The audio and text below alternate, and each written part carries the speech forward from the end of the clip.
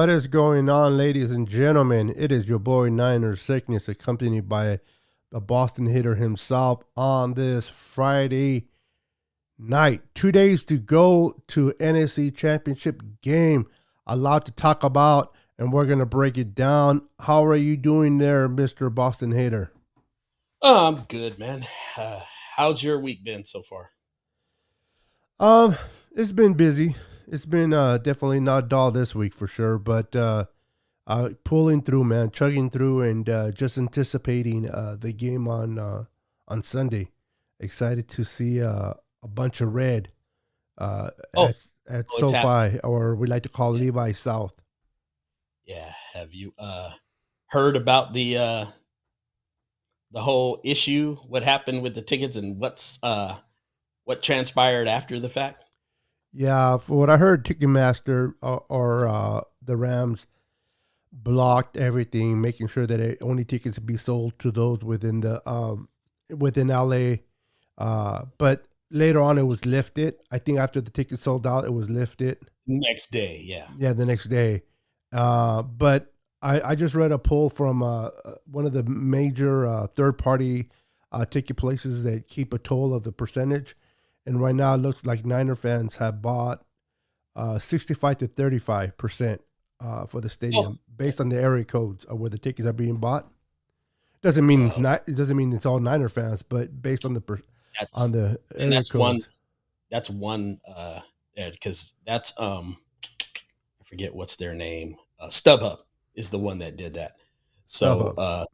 yeah, I saw that same thing, but basically they can't really tell through Ticketmaster was saying because Ticketmaster also sells. They sold them originally, and they were the ones that put the block on it originally because the Rams organization requested that they do that. But also, they sell the third party, so they do the resale thing as well on Ticketmaster. They started this about 2 or 3 years ago, and they were selling like crazy on that, and they had some ridiculous markups. So Ticketmaster probably sold 3 times as many secondhand tickets as places like StubHub. Yep. So it's kind of hard to really gauge it. But bottom line is, there are so many more Niner fans in Southern California than there are Rams fans because they were gone for so long. There's a whole generation of people. Like, if you were in your early 30s, you don't remember the Rams being here.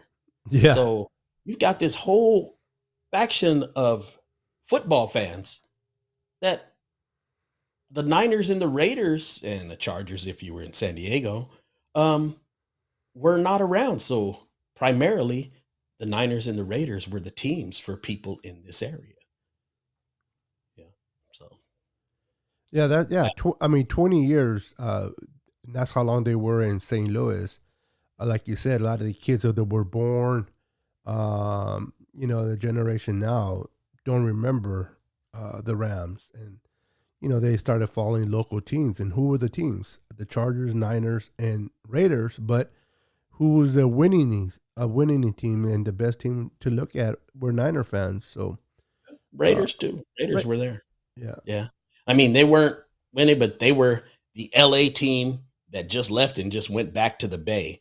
So people still identified with them, yeah, and they didn't treat it like they left. People were running up to Oakland to still support the Raiders, where people from here were not running to St. Louis to support the Rams in those kind of numbers.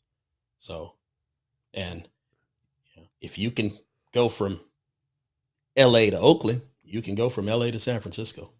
So, oh, absolutely, absolutely. And people like, I wonder if a lot of those St. Louis fans would make the trip down to LA. I'm like, the way the Rams left St. Louis, uh, a few.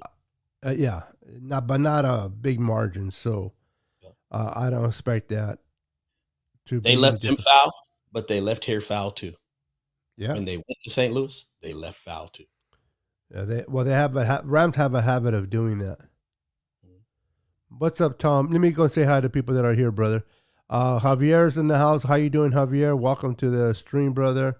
We have Kathy Sanchez in the house. Welcome. We have Tom in the house, and then I have a good friend of mine, Joseph, the Cardinal Rules. He's a big Cardinals fan, but this guy's a great guy. Has his own podcast, man, and he breaks down his Cardinals, man. Pretty good. Very knowledgeable football IQ. This guy, but I call him my twin, and even though he looks a little bit older than me, you believe it? He's younger than me.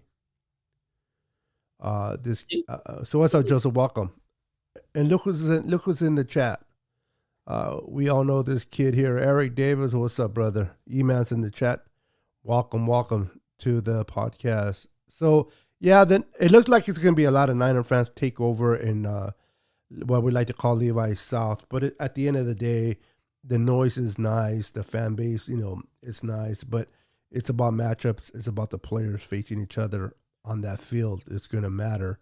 It helps to have the fan base there because for what I heard in Week 18, they had to use a silent count on their own stadium, and that's crazy. Funny thing, this is nothing new. This has happened ever since the Rams have come back. There was one time that we got our doors blown off by them I don't remember if it was 2017 or 2018. It was the year that the Rams went to Super Bowl, I believe. It was one of those two. I think it was 2018. Yeah, it was 18. But we played them, and they beat the brakes off of us in that game. And I believe George Kittle broke the tight end receiving record in that game. That game was over. There was a lot of Niner fans there, and there was not a lot of noise. I want to say that was the game. I might be getting them confused because I went to both that year. So I might have flipped the Levi's game with that one. But I know that when we were down here, that game was silent. We were making no noise. We were getting blown out. But the other 3 games that we've played here, and I don't count last year because there were no fans there. But what I do remember is Goff had to use a silent count in both of those other games that were competitive.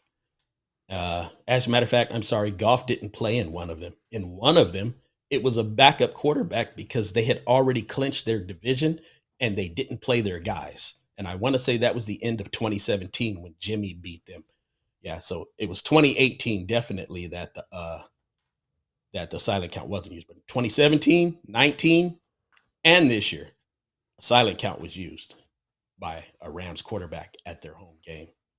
But the only one that ever made mention of it is the one that's there now. And his wife was actually complaining about that too. Yeah. Like, wow. Yeah.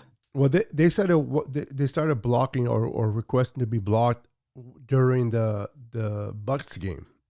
While they were there, that's when they decided to let's start blocking Niner fans. They were so you can think they're already thinking ahead and trying to, and that Week 18 definitely. Now I know it caught them off by surprise. At least Matthew Stafford, that they had to use the silent count, and I don't think they were prepared for it. But I think they'll be a little bit more prepared this game coming Sunday for the silent count. But the fact that you have to be prepared for it in your own stadium is pretty pathetic. I'm actually ashamed that they were not ready, because if Matthew Stafford wasn't ready, it's the same coaching staff that's been dealing with it since they've been here. So if Sean McVay didn't prepare him, shame on him, because he knew it wasn't the first time. Yep. So why wouldn't you prepare him? So that's not okay. Yeah, absolutely. Tom brings up a question, says, what's up with the deal with Trent? Trent Williams, it's kind of like the same thing it was in Week 18, kind of game day decision, although I think he's doing a little bit better. And other than Week 18, I think this game he has a little bit more to play for. I don't think he's ever played in an NFC championship game. So this guy has to really feel that he cannot go in order for him not to play on Sunday, in my opinion.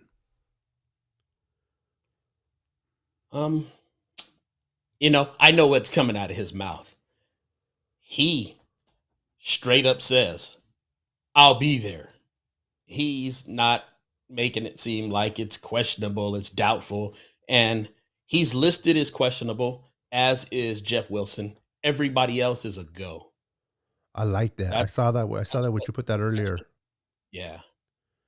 That's a So beautiful report, especially going into this game, because a lot of times this time of year, you have a yeah. lot of those on both sides. You have a lot of people on those lists, and the fact that we only have two players, and they're both doubtful, No, which they're is, I mean, questionable. questionable. They're just Excuse me. yeah. Which they're not doubtful is what I meant to say, Mm, and they're questionable. It's a good thing. Doubtful is more a little bit more like, highly but unlikely at this but point if they were questionable is like, yeah, that's just being, So I expect him to go. Wilson, we'll see, but um, it's gonna be a good game. Boston Hater, this game, I know that we beat them 6 times in a row, and I know that we have the momentum. But at the end of the day, we know that it's about the X's and O's and how players execute that particular game. Pass has no relevance. I mean, as a fans, we're like, yeah, we beat them 6 times in a row, and we own them, and that's all nice, fan base talk. But do you think the players care about that on either side of the ball, or do you think they're more focused on this particular game? I don't know. I know as a player when I played, we kinda got into teams that we, beat all the time. If you get them early, they're done. If you know, even when you start crawling back in on them, they start to choke up. And the Rams have a tendency just in general, in most games to choke up and make games that like last week, they should have blown the doors off of Well, they them. were until they started choking. But yeah, and I think they have a tendency to make games close when they shouldn't be. And credit to them because normally when they would fold after doing that, they actually came back and hit those two passes, got in field goal range, and ended it. So they really did well there.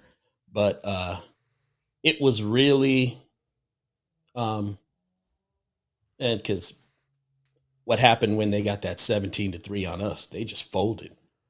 Yeah. They let us come right back in that game, take the lead. They tied it up, and then we just went ahead and took over. I And the mean, way we did it, we it's not like we came back set 0-17 down by 17 points. It's just started airing the ball. We did it by running the game, and that just shows you the physicality of the Niners team that opposes its will on a more finesse, if you will, Rams team. Rams is more like the big plays, these big old things. But you gotta admit, bro, as good as their corner number 5 is, he wants no part of that run game, hitting, bruising. You don't want to be part of that all 4 quarters. basically, their defense is kind of set up like this. What they want to do is they want to rush the passer and they want to cover, and that's what they're good at. That's their strong suit. When you start handing the ball off, running into them, throwing little short passes, and they have to tackle. They don't want to tackle. Nope. Just generally speaking, those guys, those safeties, those corners, and even the linebackers, they don't really want to tackle. So when you force their hand over and over again, and they don't want to slam up against deep offensive linemen either. They don't want to do that. Or George Kittle, which is the same thing. Uh, you know, so they want to be out there and they want to all the glamour. They're not about getting grimy and dirty. So Yeah, absolutely. Real quick, I just want to say my boy Glenn came in. Christian Carver came in. What's up, guys? Who else is popping in here? Oh, we got Mr. Pale Time, big time Rams YouTuber. Great guy. Loves his Rams. But he keeps it real. He's not one of those Ram fans that with the pom poms. He keeps it yeah, based well, on how they're playing, so when it, forth. So when it welcome, comes down Pale. to it, you gotta do. That's what you gotta do. I mean, you gotta look at things see what happens. Yeah, absolutely. So let me ask you, um, given aside the game that we played in Week 18, the way the Niners played against the Cowboys, and kind of the way they won that game, uh, and then moving forward to the game that we played against Green Bay, where obviously we didn't have our greatest offensive play from pretty much all positions, but yet the special team stepped up. And I guess what I'm trying to say is the team found a way to win in this game with special teams and defense. And good teams find a way to win when Oh they yeah. need to. They claw, they fight, they scratch, whatever it is. And what are the difference between, in your opinion, 2019 squad compared to this squad, based on how they fight? 2019 didn't have that. 2019 typically lost close games. Come on now, Yes. come You on know, now. we used to do this in 2019. We would get leads, blow them a little bit, and they just, you know, they just would never make it to the finish line. So we had games that might have looked close, but we would blow the doors off of them, and then they'd score a little bit at the end and make it look interesting when it really wasn't in some cases. Uh, but when they were like really close competitive games, there weren't many of those that we won. Um, you know, probably the one that was most notable when we get down big, we had a couple of comebacks in Arizona and New Orleans, but we got down big in those games. It wasn't closely fought like Baltimore or who was the other one? Atlanta. That was a close game. Seattle. That was another close game we lost. As a matter of fact, the last game of the season was probably another one of the close games that we pulled out, that we barely pulled out, in 19. But this year, it's constant. And Yeah, we started off slow. I mean, very slow. And for those that remember, at one point we were 2-4 and then 3-5. If you go back to the point where we were 2-4, we've been 10-3 since then. and it's talk about real quick, and I'll get back to a Pale's comment about me becoming a Rams fan, because I've been talking about it all week. I'll get back to that in a minute. Uh, you know, the way we started slow, in my opinion, is because the Niners kind of fell away from their identity. This whole two quarterback system, trying to play both quarterbacks, and I think Kyle kind of, in a way, took a bite of the apple, trying to see how he can bring both players in, and how he can draw up plays, and he got caught up in that, and the team struggled. And I think that game that we lost against the Cardinals with their backups was kind of like a rude awakening. I think Kyle realized, you know what, I need to get back to what got us here in 2019, and that Rams game, it showed. If we got back to the run game, we found our identity, and you haven't seen uh, our backup quarterback since, unless only because of the injury. He played against the Texans, but if it wouldn't have been for that injury, he wouldn't have played there either. So the Niners Yeah. got back to their identity, stick with Jimmy, and do what's best: run the ball, set up the play action, and stop the run. Uh, you think that was is that accurate in your point of view as well? You think you want to add something to it from your point of view? Yes. Basically, if you look at the majority of this year, Kyle has had just one stinker of a year as a play caller, just generally speaking. I mean, he's not done as well as he has in the past, as far as I'm concerned. And I mean, that includes last year where we were not uh, a very good team with all of the injuries.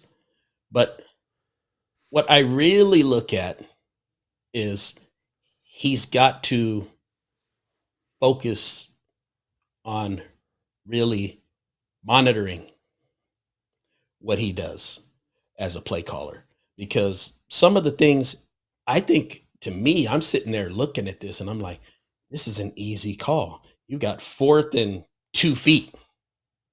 I'm like, what has worked all of Jimmy Garoppolo's career?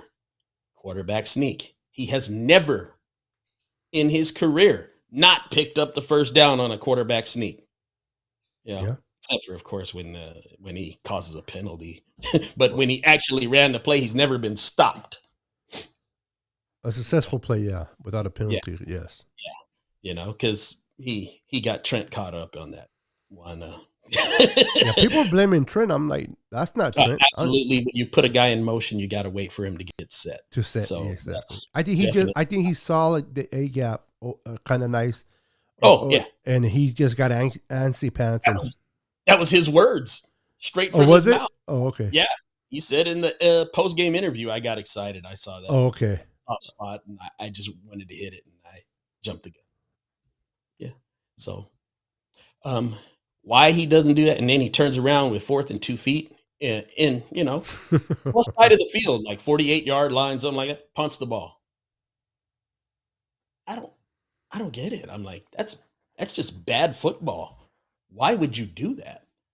Uh, Yeah, those are definitely head scratchers of yeah, why he's done a lot of that, a lot of weird little stuff that you're like, why? And it continues. It really hasn't stopped. So yeah, he's had a bad year as a whole as a play caller. True, true. Glenn actually brings a good point. I would love for you to answer this, since you like the secondary a lot, in general speaking, not this particular, but you Sure. know, because you know me, I like the front four, you like the secondary back, and that's what I mean. So this question here by Glenn says, do you think that our D backs are better than what we had back in 2019? Are they definitely younger? They're definitely not better because basically, if you look at them, there's only one variable. Or they are different? Yeah. Because think about it. Emmanuel Mosley was a starter. Kwan Williams was a starter. Hmm. Jaquaski Tart was a starter. Um, come on, number Jimmy one Ward, was number one. Jimmy Ward. Jimmy Ward was a starter. You're going to tell me that basically is Ambry Thomas better than Richard Sherman? No. I mean, not at any point in 2019 was Ambry Thomas that good this year. So, and we won't even talk about when Josh Norman was out there. That's Oh, even worse. jeez, yeah. But no. And yes, we're younger. And yes, we're very promising, especially at the corner position with Ambry Thomas. I love the progress that this kid has brought. I'm really looking forward to seeing what he's going to bring to the table, in seasons to come because, as slow as he started, he's finishing pretty fast. Yeah, yeah, very good answer. Appreciate that. My boy, Pale Time, trying to figure out what he's asking. He's question: if everyone on the Niners competed in a 5 mile obstacle course that involves running, climbing, swimming, and mind testing challenges, who would win? Next. Yeah. Okay. um, Kittle and Fred Warner, I think, would be two individuals that would win. And but somebody else had a question here. Um, I guess people are saying that which teams will be better TV in the Super Bowl, and I know that a lot of people that play Madden would love to see a Kansas City uh, Rams game because of what the offensive power that both of those teams have. But I always say, if people agree or disagree with me, that's fine. Says I feel that offenses put people in the seats and defense wins championships. And I'd Yeah, rather see a that's a big cliche. difference. That's a I know it's a cliche. And cliche. yeah, it's actually fictitious cliche. But Uh, because I can show you where offenses won championships no, I just know. as And quick. I can show you what a lot of defenses won So, championships too. yeah, it goes both ways. But yeah, It's but I hear you. I hear you. all complementary football. When you Yes. put the three together, were you better on that day than this group was over here with their At bunch? the end of the day, yes, sir. That's pretty much where it lies. So I'm just looking forward to seeing what happens because people are so set on you know just being Kansas City show. I'm sorry, there's no guarantee they're going to win this game. Uh, they're Yeah. actually going against a young, extremely potent offense. You know, probably, arguably more potent than theirs. And they lost Yeah, to them already this year. yeah, that was a very close game, and it was wide open too. No, but I'm saying, but the Bengals has confidence they can win just Oh, because of that win. and it's not really about that. When it comes down to it, you're in the playoffs. It's a different animal. How do you respond?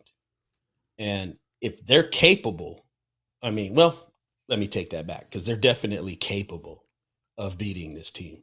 When it comes down to it and you start going player for player, they actually have more talent, more depth. Your quarterback's better in Kansas City, but quarterback's no slouch. Yeah, he's pretty And good. when you start looking at it, if you can find a way to slow up Kelsey and Tyreek Hill, look out because they got too many guys.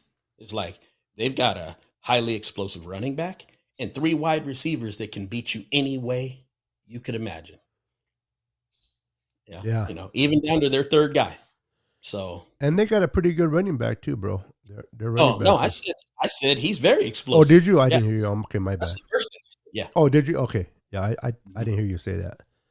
yeah. So I think they he's just got to protect Burrow back there, man, because they gave he that offensive line gave 9 sacks. one That's a time, lot, bro. one time. Like I One time, said, yeah. if that's gonna be first of all. Are you gonna look for Kansas City to be able to do what Tennessee did? They don't have the defensive Yeah, line that true Tennessee that. does. So True that. I don't think they have the ability to put that kind of heat on him. Yeah, I true. mean, they were sitting up there Tennessee's way better stacked in the looking. front. Yeah, they were up there looking at him the last time they played him while he was throwing the ball up and down the field, and Jamar Chase was Yep. running back and forth all day long. I'm like, are you going to tackle him? Are you going to put your hands on him? Or are you just going to watch him? Yeah, it was ridiculous. But But to yeah, that point too, and taking 9 sacks against the first defense of the Tennessee Titans, and yet still come out with a win, it's pretty impressive. These young kids are playing with confidence, man. sure. But there's so many more components to it. It's like, okay, you won the game, but you took the 9 sacks. Your defense, or is it their offense or a combination of the two, did nothing to separate themselves while they were pummeling this True, quarterback. true, true. Yeah. So a lot of games, this one and ours against the Packers, all the opportunities we give them to blow the doors off that game, and they could not do anything. Yep. I don't understand it, but it is what it is. And if you're going to sit there and let a team hang around, expect to lose. Yeah, yeah. And I'm not trying to discredit our defense or what D'Amico Ryans did in that game against the Packers. They did a great job, but it was more of Aaron Rodgers playing like crap than Mhm. anything else. Because he was. What I mean by playing like crap, I mean I guess not playing like crap, focusing too much on one receiver instead of watching the whole field to see who's available. Because he was like, I want Devontae. And how many times that, which worked for us, but how many times were other receivers available to help him out? It happened on a number of occasions, and you know we adjusted. When was the last time you remember true bracket double coverage by the Niners, where they made it a thing that they did? I mean, after the second series, it's probably about 75% of the time he was being doubled. Yep. They play quarters a lot on that. Well, On that. quarters, but not they don't double on that, and they also play a little bit of three deep, which is cover three. But Mostly quarters. That's seems to be what they prefer now. Um, it works better for our personnel, I And how think. about those corners? Yeah, and it's working out. Bringing the safety, keep everything within the hashes in the middle, and it's been. But one thing I like about D'Amico Ryan's though, Nate, is that he disguises those corners very well, and he confused Aaron Rodgers quite a bit. Even Aaron Rodgers said it. He came on what's the name show, the one that has a YouTube. I forgot. He was a kicker for the Colts. He go well. They're good friends, so he comes on the show a lot. He even said he goes D'Amico Ryan's confused this offense a lot, and that was Well, Aaron Rodgers saying it. I'm gonna give an example of it. Um, Jimmy Ward was in the box, and right as the snap happened, he immediately, he was looking like he was gonna, try to be force or maybe possibly blitz or something like that, When and he he drops, immediately failed right into deep coverage on the right side hash where Devontae Adams was, and he was the deep guy behind Devontae, and then they had I think it was Mosley on that particular play that was playing in a trail technique. So you had Mosley in front of, in between his line of sight between Rodgers, and the only way he had a prayer of getting that ball in there, he had to drop it over the top in between them. But it wasn't there. So he ended up holding the ball. Then he looked for who's his other old right, the one that left and came back, his receiver. Cobb, Randall Yeah, Cobb. Randall Cobb. Uh, he was doubled. Yep, And so he looked to one, then he looked to the other, and then he got eaten up. yep. He got sacked. So that's the thing. When you, the most, and this is why I always say the most important element, in my opinion, to defense will always be coverage. Because if you can't get a guy off his first look, it doesn't matter how good your pass rush is because they'll never get there. So when you got him looking first, second, that's a long time messing with our defensive line, especially.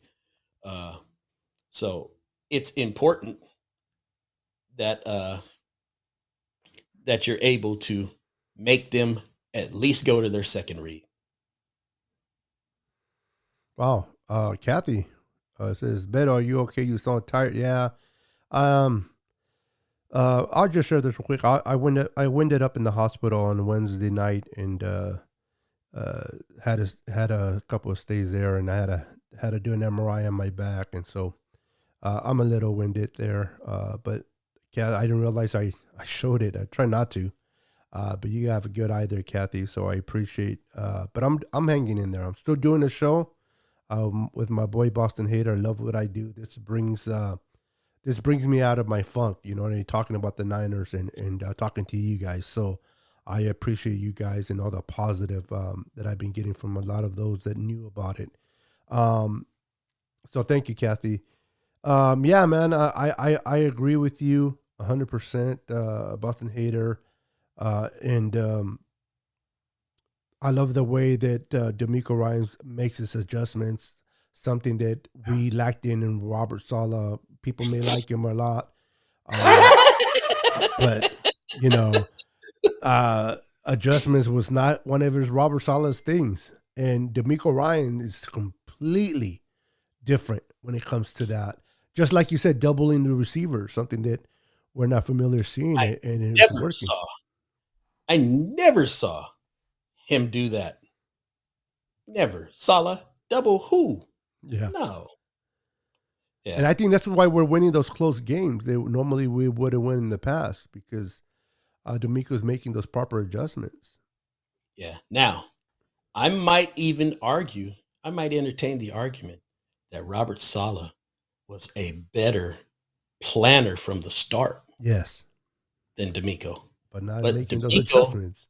gets a vibe in the game early Yeah, he gets a feel. Yes, sir. and makes that adjustment pretty quick. Absolutely, bro. Absolutely. Thank you there, Joseph. Yeah, absolutely. You guys are awesome, man.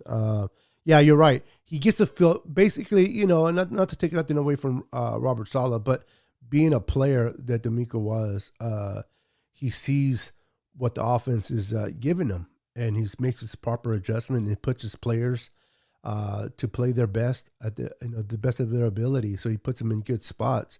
You got to admit, you said you mentioned his name earlier.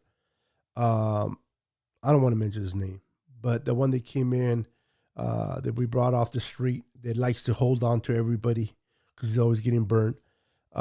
D'Amico did his best to put him in places to be good, and for some spots he did. But just because he is who he is, he's going to mess up. But D'Amico did his best to disguise him and help him out. It's just when when you're a grabber, you're going to grab no matter what. That's what he does. Yeah, He's big on that. well, he doesn't want to get burned, and he knows he's going to get burned, and he doesn't, and he's hoping like maybe when you were younger you can get away with it, but now it's like they know this is what you do. And somebody mentioned earlier, I just want to bring this out about the referees. I think it was Glenn about the referees doing something to mess up a game. Maybe bring it back up. The referees made some bad mistakes in Niner games. But I don't know about you, Nate, and I'll let you answer this from your perspective. Game clock, I don't know about that. Ball placement, no. If we're talking about ball placement, that was not the referee's fault. That was Dak Prescott's fault. Dak Prescott went in first of all, anybody watch a football game for a while. When have you ever seen a player player hand the ball to his center. Yeah. To his teammate instead of handing it to the referee? That was Dak Prescott 100%. He knows better. Wrong. He should have been looking for the referee to hand him the ball from jump. And he's sitting there trying to line everybody up and hike the ball, and the referee hadn't even touched the ball. You got to give the ball to the referee. Yeah, he has to set it. Yeah. Game clock, I don't know what you mean by that, but okay. Aaron Rodgers fumble. Maybe. But nothing significant. Let's put it this way. None of this changed the outcome of a game. None of these things. Green Bay lost, even if that fumble was not considered a fumble. Game clock, I don't really know what you mean by that, but ball placement, that was on the team. That was Dak Prescott. Yep. And then people say, well, the referee bumped into him. What do they want? The referee to go all the way up? You lined everybody up. You hand him the ball. You didn't have to go looking for it. Yeah, what do you expect him to go around? You hand him the ball, and then when he passes through, you set up. Squatting with the ball in front of him. What are you going to do? You can't even fit through them. They had even a little tight. They didn't even let him touch the ball. He had to go in there and reach around him and everything. I actually give the referee credit for doing the job that he did under those circumstances, in my opinion. The referee did his job. And don't give me that he was 50 yards away or whatever was it. You just still have to hand the ball over. And I heard you don't toss the ball to a referee because they have the little hands that can drop things. You hand them the ball. Usually you give it to your quickest receiver to hand them the ball so you can set it. But Dak thinks because they're America's team that they can, and I know that's not the reason, but I threw that in there. But he felt that he had to give it to his center. Like, you give it to the center and the center's going to hike it and the referee's just going to be okay with it. Mm-hmm. They would have blown the whistle and everything if they would have snapped that ball. It wouldn't have mattered. And then, you know what? Because it was an illegal procedure, this, that, the other, they would have had the 10-second runoff and they'd have lost the darn game anyway. Yes. So it really didn't matter. They didn't have the time. It was a stupid call to run up the middle like that anyway, knowing that you were so close. Was it though? He could have slid earlier. He could have done this. No. What you should have done was not put yourself in that position in the first place. Well, I think to me, the run in the middle wasn't such a bad since we were starting to cover the sidelines, but running as far as he did, trying to get an extra couple of yards was stupid because at that point, it's not about the yards. It's about your time. that you have on Well, the clock. if you really want to make that happen, which I don't even agree with it this way, um, if they're covering the sidelines, how hard is it to just dump the ball over the middle to a guy that's right there in the slot, dump it to him because they're covering the sidelines, let him run, let him slide it and take a knee. It's Yep. actually an easier play to make in that situation if they're not going to cover it. So you're going to run through the line, potential of maybe getting that, poke out because once again, he didn't protect the ball when he ran through there. If you saw him, yeah, if somebody would have stuck their hand out, that ball was coming out. So, there was a lot wrong with that. I think the offensive coordinator, and this is hearsay, I understand, but was trying to impress a lot of those vacancies and come out with this little play, and it backfired, in my opinion. And that's what you get. Like you said, you could have dumped it to one of your receivers, tight Yeah, end. he could have done this. He could have slid it the same way, and maybe he would have actually gave the ball to the referee. So, you know, I can't blame the refs on that. Oh, fake punt play. I did remember. I do Clock remember went that. down to 10 seconds, then they reset it to 25. Yeah, that was no good. I do remember Um, that, Glenn. but once again, that last statement you have there reigns so true. Yep. No two ways about it. You don't want to leave it. Yeah, you never want to leave it in the referee's hands, man. You want to do your job because the referees Um, will screw you in both teams, but you don't want to put it um, in the referee's hands for sure. Also, I saw another thing, and I think it was Eric's question.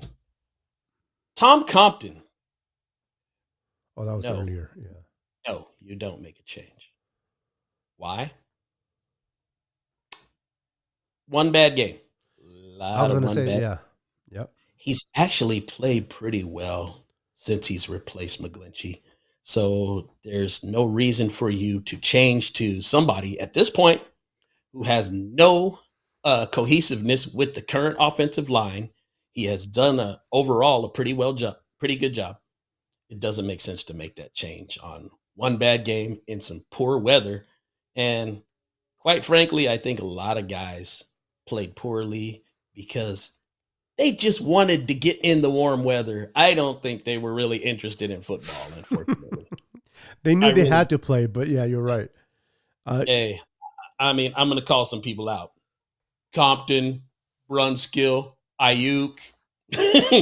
but can you Mm, blame them, bro? I mean that. I mean, I'm a, I'm a, I'm a California boy. If I was out there, I'd probably feel the same way.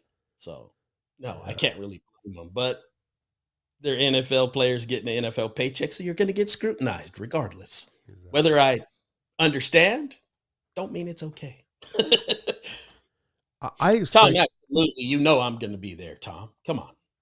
Oh yeah, yeah, yeah. Yeah, yeah. Uh, I'm gonna how do you call it? I'm gonna predict this that Compton's gonna have one hell of a game against the Rams come on Sunday. I don't expect this kid to mess up like that twice.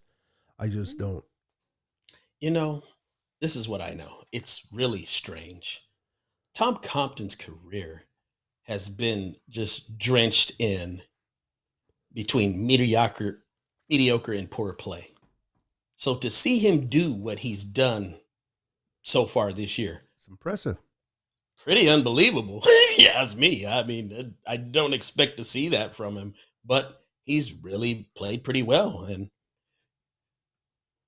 I wouldn't take him out. I wouldn't even think about Yep. Get ready for a smile from Nate because look at his reaction when I say this. He's gonna replace Mike McClinchy next year. it. Yeah, that's ridiculous. I know you laughed, but I wanted to get I wanted to get more of a crazy response from you, but I guess you saw it coming. So Well, uh, I mean, you I'm served it up. I mean, yeah, pretty much. But yeah, and those that don't like myself included, listen, Tom Compton has done good this season. This season after Mike Malaysia went down, but you can obviously see the difference between those two cats. How much Mike McClinch is better. And I was one. I'm not a big supporter of Mike McGlinchey, and Nate will tell you. But you can look at film, and if you know football, just take feelings aside. You realize, as good as Compton has done, there's no way that he can continue to do that the way McGlinchey does. McGlinchey just needs to work on his pass protection, but the way in the run game, the guy's a beast. And now that he's missed half of the season, and you've seen not Brunskill, Compton get his ass given to him more than not, and more than you would have seen. Well, I But guess not not. much. Not Yeah, much. He's true, done true. pretty well. Yeah. I'm trying to pump it up for Mike McClinchy here, and it's not helping Here's the thing. by him playing actually good this year. People can say what they want about Mike McGlinchey, but here's the thing I challenge pretty much anybody here to do. You've got right tackles. Right tackles, just in general, for the most part, are inferior to left tackles for the most part. Um, that being said, it's hard to name 5 right tackles in the NFL better than Mike McGlinchey. And I guarantee, even, there's going to be some that are argument. My bad. You can't name 10.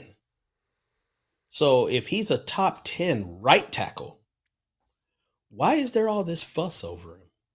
Even if, and I'm actually pushing him down a peg. I think he's better than that. But, if you're comparing him to a right tackle, and if you watch entire football games, not listen to Chris Collinsworth, Joe Buck, and what they say, um, you'll see Mike McGlinchey will have these games. And this is the thing. He gets kind of twisted. He'll have 68 plays of excellent play and 2 real ugly ones. And people say, "Oh, Mike McGlinchey's terrible." But no. He was actually really good. And it Yep. happens a lot more than people think. And those poor plays, when people want to just look at stats, those poor plays like that, when you look at things like PFF, oh, they hit you hard for that stuff. Um, so you can't just look at numbers and not look at his play down in and down out and make a decision about him. It's actually very unjust and really doesn't tell the story. Um, Beto's shaking his head because No, he's been I'm answering Tom. he's been through this with me before, so he knows. No, that's true. But actually, my head shaking this time was for the comment that Tom made about Jimmy is due for a good game or at least a decent one, and I agree. That was my purpose of shaking my head. But to your point, I have been through it with you as well. Yeah. So we'll see. I mean, I'm good with Compton for what he's actually done in replacement, but he's not Mike McGlinchey. True. And Mike McGlinchey is no superstar. And I know we have high hopes of him. You drafted him 9th overall. I mean, has he lived up to the 9th overall pick? No. But No. is he a pretty good right tackle? Yes. Regardless of what people want to say. It's funny. He's judged based on where he was drafted. Let's say he was drafted a third or second, or even bottom first. My God, people would be in love with him. Thank you. Yep. And it's sad that you have to judge him by his draft spot. Yeah. And that's not his fault. And like I said, being top 10 in the NFL at your position, there's no shame in that. No. So if you don't mind, Nathaniel, I'm gonna conclude this. I am feeling it, bro. Okay. I need to go and lay down, bro.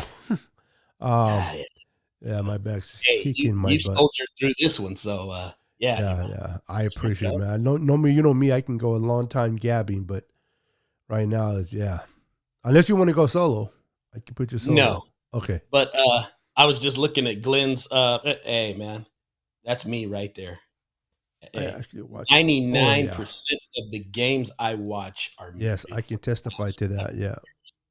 You ain't I got mean, me watching it, especially when you when have you see more football, yeah. when you don't listen to them, you see more because we have a tendency when we hear them to rely on what they're saying.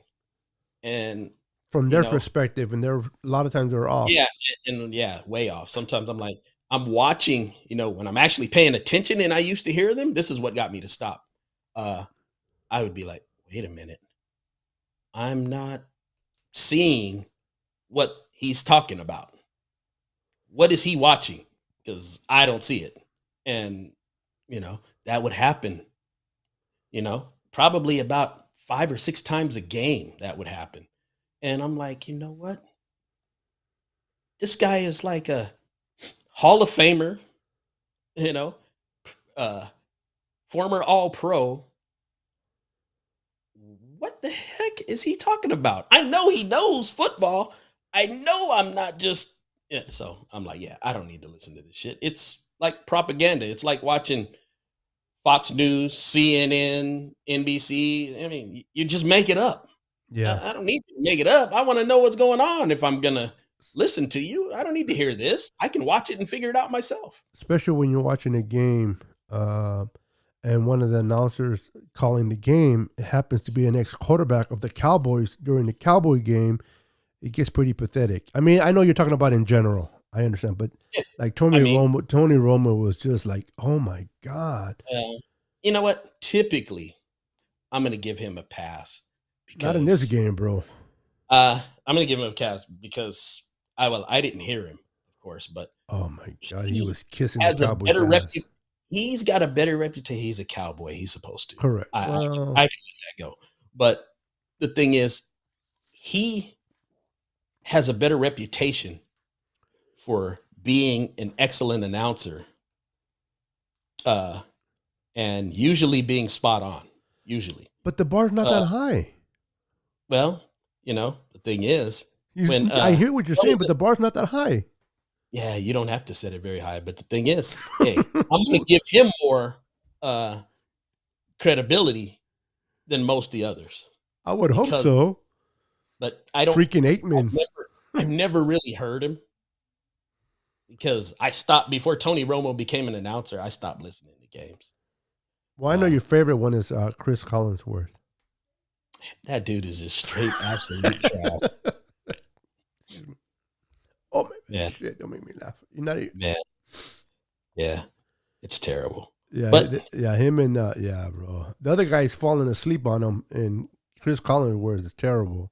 I forget who the other guy is. But Troy Uh, Aikman and Joe Buck, that's trash on both oh, ends. Buck, bro, Buck, yeah. Yeah, both of them. No, no, Neither they one of both them are, good. but But Buck, yeah, bro. I heard there was an article I read about Aikman was bent out of shape because Tony Romo got to do the Niners Cowboys game. Yeah, I mean, not yes. sorry. Troy He Aikman was upset that Troy Tony Romo. Aikman was doing the I forgot what game when he was, and the other guy mentioned about the Niners and Cowboys, and I was telling you that he says, yeah, and others announcers get to call that game, making it about that he was overlooked and it was given to Tony Romo based on, and he has more seniority than Tony Romo, but But Tony Romo's better than yeah, you. yeah. Oh well. You know what? Before we go, one of I don't know if you ever heard the announcers on Monday night. They're not that bad actually. There's three of them on Monday Night Football, and it's one of those guys, one of the guys from ESPN that we thought about bringing in for GM. I forgot his name. Uh, I forgot his name. He's bald. I don't, I He, don't know who they are. yeah. Anyway, Yeah. but yeah, they're not. They're if you watch a ESPN game, they're pretty good. And then one of them is, yeah, they're pretty good. You know what They're I did turn it on for once this year was that clown fest that the Mannings had, and oh, that was funny. I lasted about 15 minutes on that before I shut them off too. You don't like it? They were No, funny, but not yeah. at all. Eli trying to be funny is hilarious, bro. Because you can tell Yeah, he's I not. mean, I'm trying to watch a football game and they're talking all this clown. I was expecting them to really, because they No, really know football. this is more of a click clown type of. clickbait type of, You not know, football, not yeah. if I want to watch a comedy show, okay, but Riddick is his name. football. Yeah. Riddick from Monday Night. Riddick is one of the announcers. Louis Riddick. Louis Riddick, yeah. He announces Monday Night Football. Mm. And there's another one too. It's another guy. He's a big guy, bald headed guy too, black brother. He does it. They're pretty good. Like I said, they're. Yeah, I won't be listening to him. No. I know you don't listen, period. But I mean, if you had to listen one of them out of all of them, in my opinion, more to your style of football is what I'm saying is them. Based on because they're not ejected. That they'll say it. Tell me it's not that McFarlane clown. It's not him, is it? What's his first name? You call him Booger McFarlane. Booger McFarlane. No, it's it's not him, is it? No, he does ESPN too, but I don't think he's one of them. He might be. He's pretty good. He's horrible. if it's McFarlane, he's horrible. But Riddick is pretty good. I like him. It was Riddick. Yeah, thank you, Glenn. It's Steve Levy, Brian Greasy. Yeah, Steve Levy, Brian Greasy, and Louis Riddick. I know who Glenn. Brian Greasy is. You know, that's Bob Greasy's son. That was a very average quarterback in the NFL. Yeah. And then Steve Levy. Steve Levy.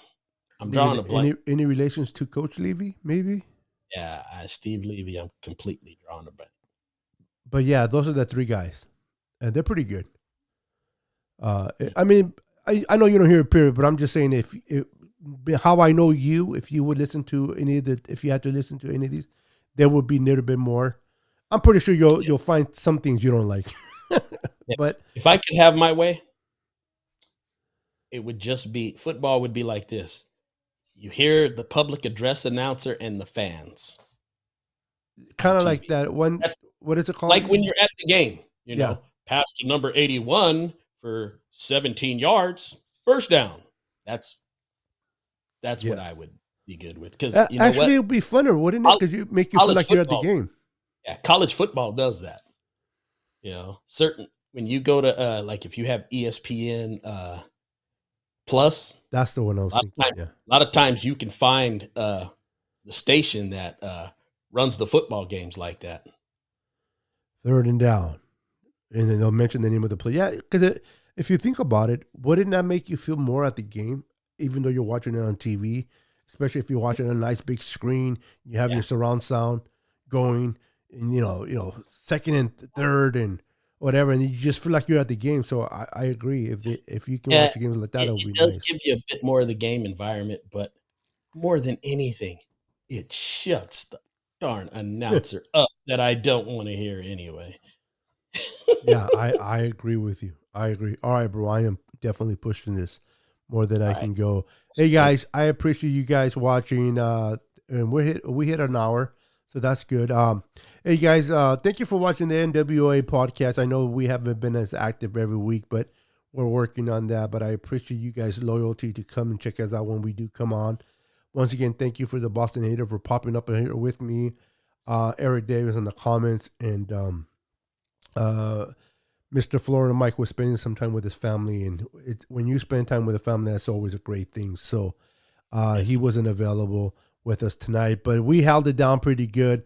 And so we appreciate everyone that popped in. Thank you guys for watching, and we'll see you next Friday. And maybe I don't know about that, we'll talk about it, but maybe we can talk a little bit of football after the game on Sunday, especially if we win. Are you going to wait till I get home? Yeah, or you can be on the phone. No, I'm not going to be on the phone driving. Get out of here. Yeah, you wait till I get home. Okay, we'll wait. It's worth it.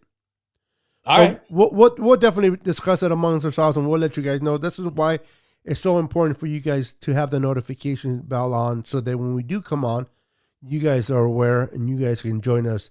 So have a wonderful night. Be blessed. God bless each and every one of you. Once again, thank you, Mr. Boston Hater, for joining me tonight, man. It's always a pleasure. Take care. Until next time, go Niners. Yeah, baby.